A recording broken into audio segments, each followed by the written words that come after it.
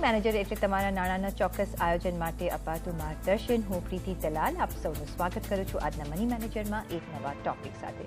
Money મેનેજરમાં આજે આપણે વાત કરીશું રક્ષાબંધન સ્પેશિયલ મની મેનેજર આપણે ઉજવી રહ્યા છીએ. બહેનને આપો ફાઇનાન્શિયલ સિક્યોરિટી અને આપો બહેન માટે જીવનભર ઉપયોગી ભેટ એના વિશે આપણે ડિસ્કશન કરીશું.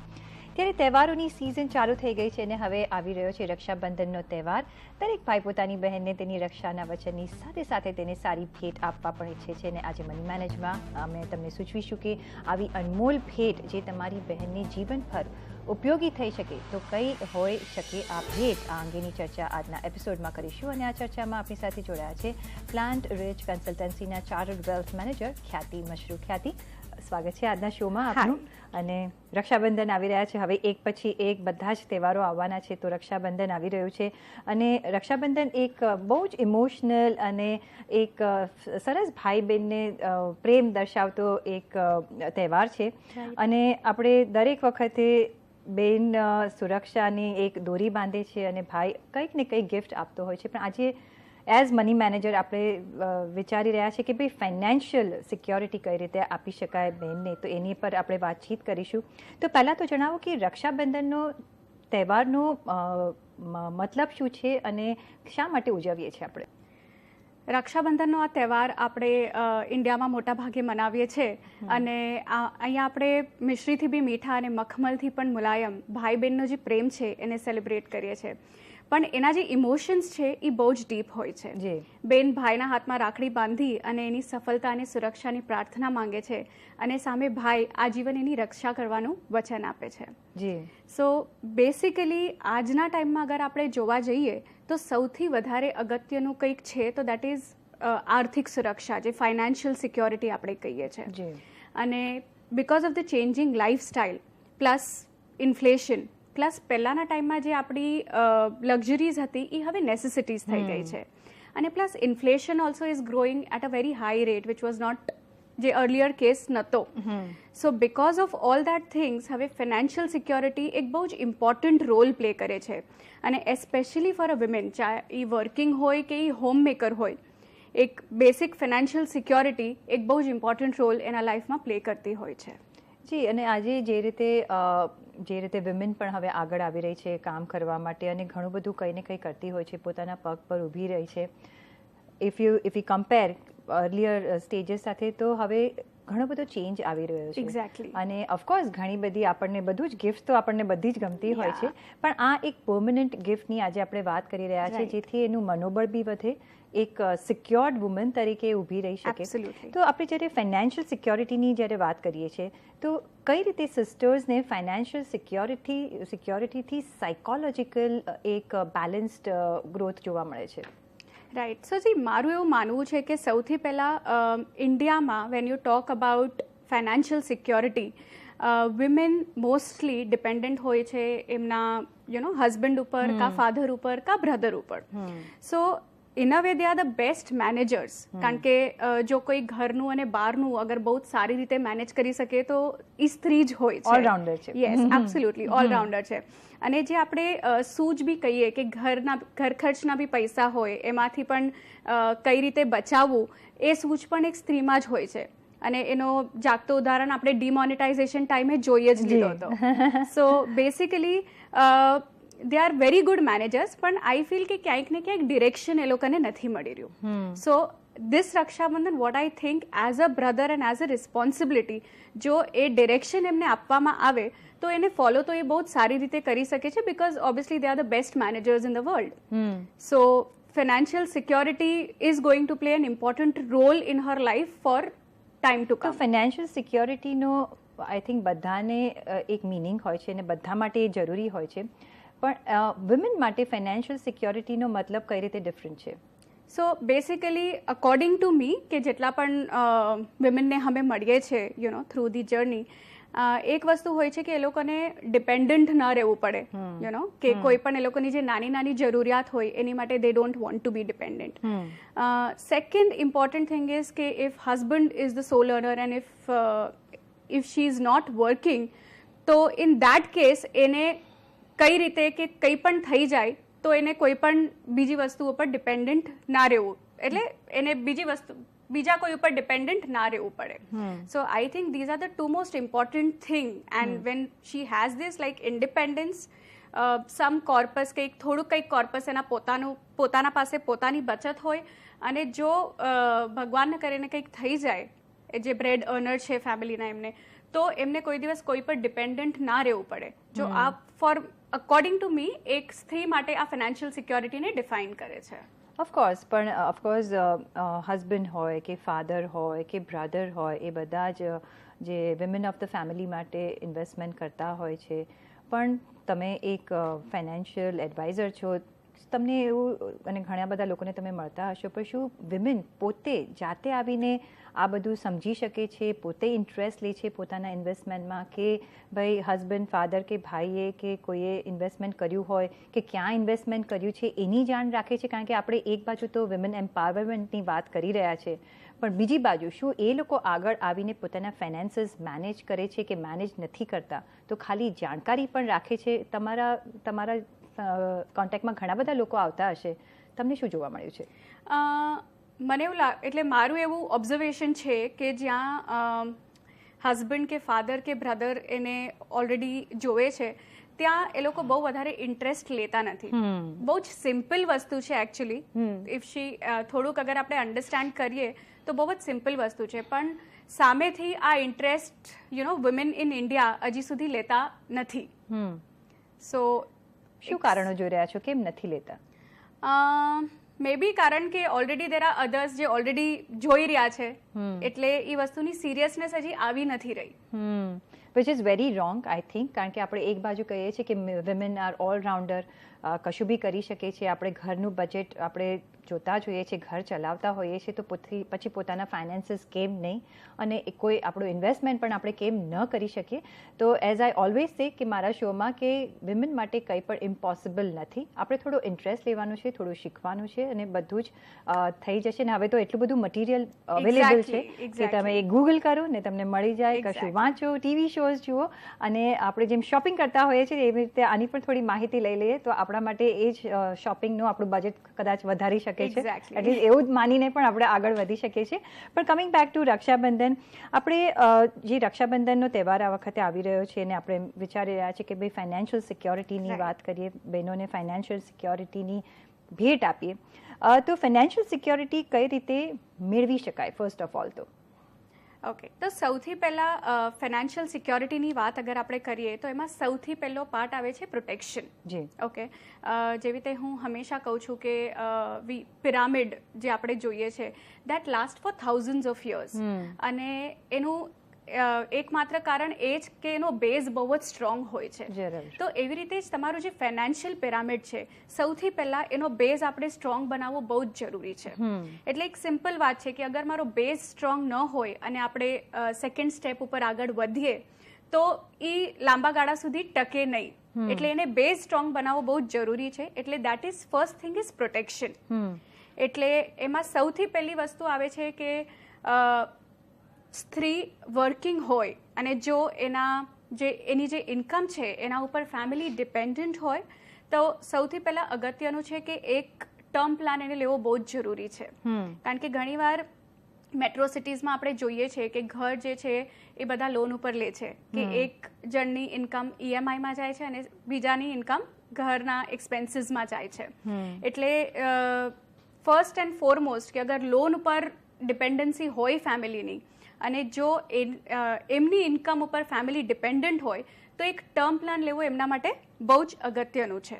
જી, so that forms the very first thing of forming a. અને એ જ આપણે કહેતા હોઈએ છીએ કે જ્યારે બી આપણે વાત કરતા હોઈએ છીએ કે ભાઈ તમારું ઇન્વેસ્ટમેન્ટ શરૂ કરો, અને એ પહેલાં તમે જ્યારે ઇન્વેસ્ટમેન્ટ કરો એ પહેલાં પોતાની જાતને સિક્યોર બનાવો, અને પછી તમે ઇન્વેસ્ટમેન્ટ શરૂ કરો. આપણે આના પર જ આગળ ચર્ચા કરીશું, પણ અત્યારે મની મેનેજરમાં સમય થઈ રહ્યો છે એક વિરામનો. વધારે ચર્ચા કરીએ વિરામ બાદ. અમારી સાથે જોડાયેલા રહેજો.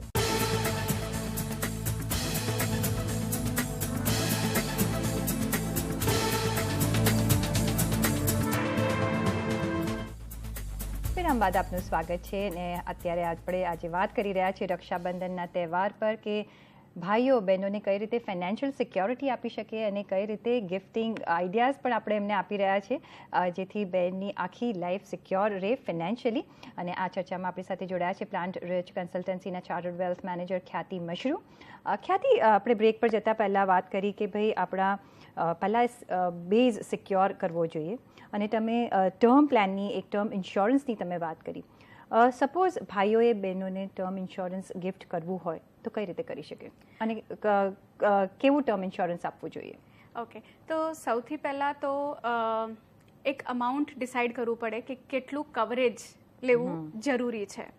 તો એને અગર આપણે જોવા જઈએ તો એમની જે એન્યુઅલ ઇન્કમ હોય, એક સિમ્પલ ફોર્મ્યુલામાં હું કહું, આમ તો એના કેલ્ક્યુલેશનની ઘણી રીતો છે, પણ અગર આપણે સિમ્પલ તરીકાથી જઈએ તો જે એમની એન્યુઅલ ઇન્કમ છે એનું 10 times એટલું એમનું કવર હોવું જોઈએ.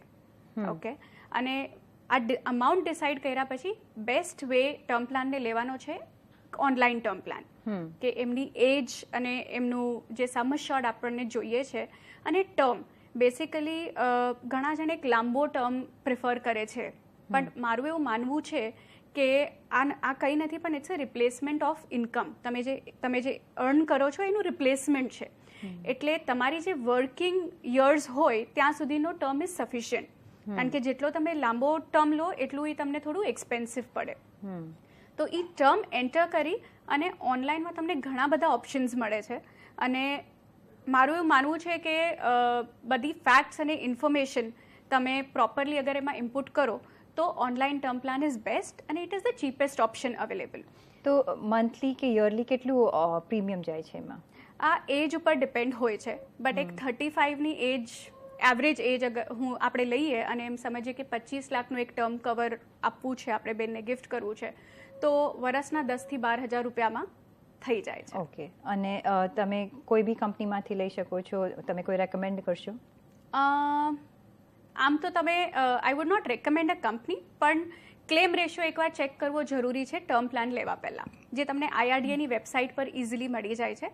એ ક્લેમ રેશિયો ચેક કરી અને જે ટોપ 5 કંપનીઝ આવે એમાંથી તમે ઓનલાઈન ટર્મ પ્લાન પિક કરી શકો છો. તો ફર્સ્ટ ગિફ્ટ આઈડિયા બ્રધર્સને આપી દઈએ કે ભાઈ તમે ટર્મ પ્લાન સિસ્ટર્સને ગિફ્ટ કરી શકો છો અને ઇરડાની વેબસાઇટ પર તમે જોઈ શકો છો અને તમારું જેટલું બજેટ હોય એમાંથી તમે આપી શકો છો. સાથે જે સેકન્ડ આપણે ઓલવેઝ વાત કરતા હોઈએ છીએ કે health security, that is very important, કારણ કે જો હેલ્થ હશે તો જ આગળ વેલ્થ બનશે. તો હેલ્થ પ્લાન આપવો એક ગિફ્ટ આઈડિયા બની શકે? ઇનફેક્ટ એ સૌથી બેસ્ટ ગિફ્ટ બની શકે છે, કારણ કે મેં એવું જોયું છે કે હેલ્થ ઇન્સ્યોરન્સની કે મેડિકલ ઇન્સ્યોરન્સની જ્યારે આપણે વાત કરીએ તો લોકો ઓફન એને ઇગ્નોર કરે છે અને મોટા ભાગે એમ માનવામાં આવે છે કે ના, મને આવું થોડી કંઈ થવાનું છે. Exactly. So people believe that, but તો મેડિકલ ઇન્સ્યોરન્સ મિનિમમ એક ફેમિલી ફ્લોટર એક સારું ઓપ્શન હોય છે કે તમે તમારી બેનની આખી જ ફેમિલીને કવર કરી શકો છો અને you can be the payer for the policy. અને ઇન્શ્યોર્ડ જે છે દેટ કેન બી સિસ્ટર અને એમના ડિપેન્ડન્ટ કિડ્સ, એમના હસબન્ડ. ફ્લોટર પોલિસી તમે લઈ શકો છો. અને ઘણીવાર એવું થાય છે કે કોર્પોરેટ ઇન્સ્યોરન્સ હોય જ છે કે જ્યાં પણ એમના હસબન્ડ કામ કરતા હોય ત્યાં કોર્પોરેટ ઇન્સ્યોરન્સ હોય છે અને એના હિસાબે લોકો એને ઇગ્નોર કરે છે કે કોર્પોરેટ ઇન્સ્યોરન્સ છે તો અમને આની જરૂર નહીં પડે. પણ એમાં ઘણા બધા ફાઇન પ્રિન્ટ્સ અને લૂપ હોલ્સ છે, એટલે એક પ્રાઇવેટ મેડિકલ ઇન્સ્યોરન્સ હોવું બહુ જ જરૂરી છે. સો ફેમિલી ફ્લોટર ફેમિલી ફ્લોટર લઈ શકાય છે અને એને પણ તમે ઓનલાઈન લઈ શકો છો.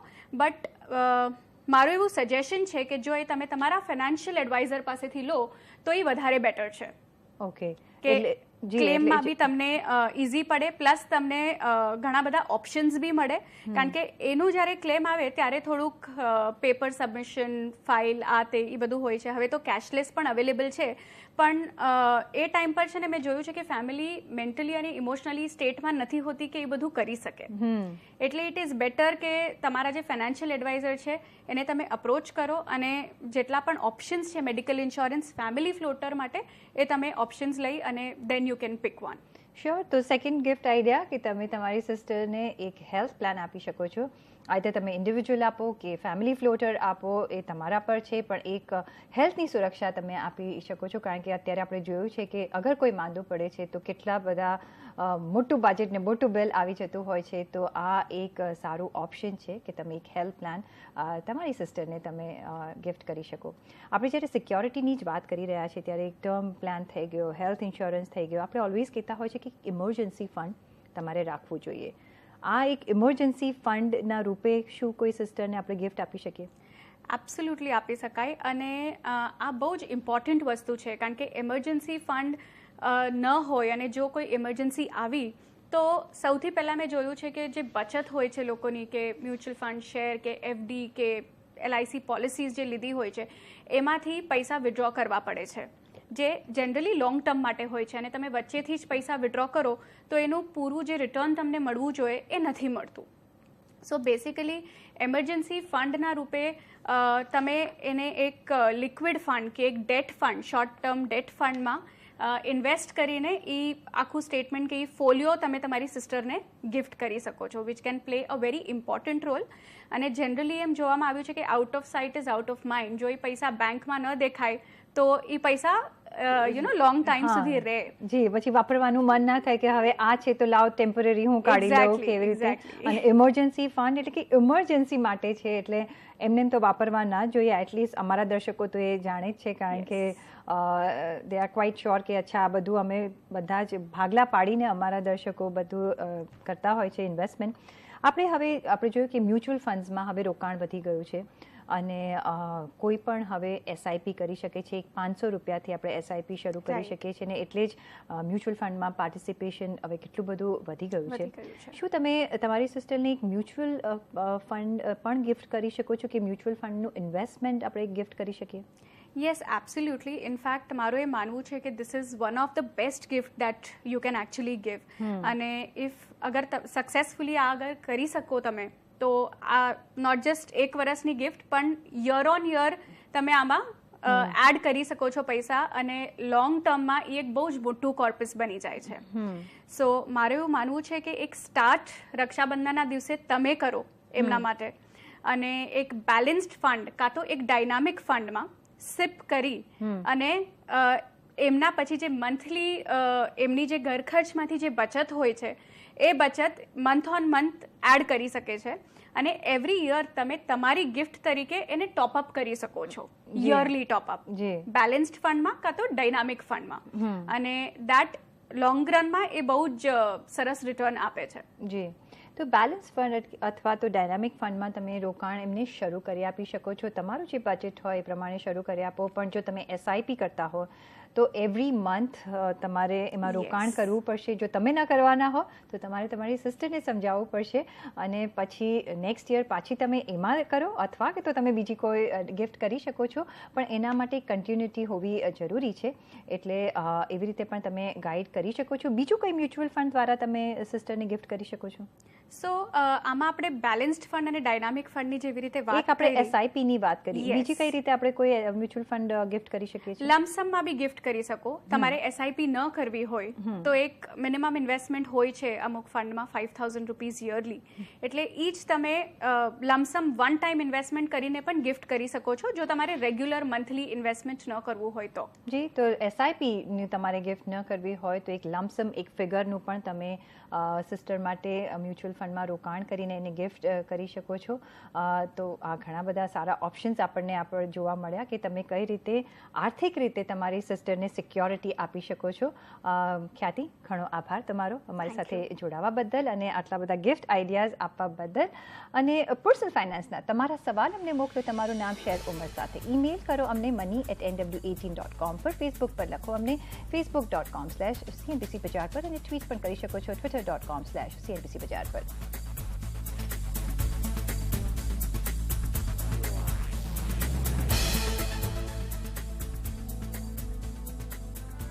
અને મની મેનેજરના આ એપિસોડમાં બસ આટલું જ. પાછા મળીશું નેક્સ્ટ એપિસોડમાં. ત્યાં સુધી આપશો રજા. નમસ્કાર.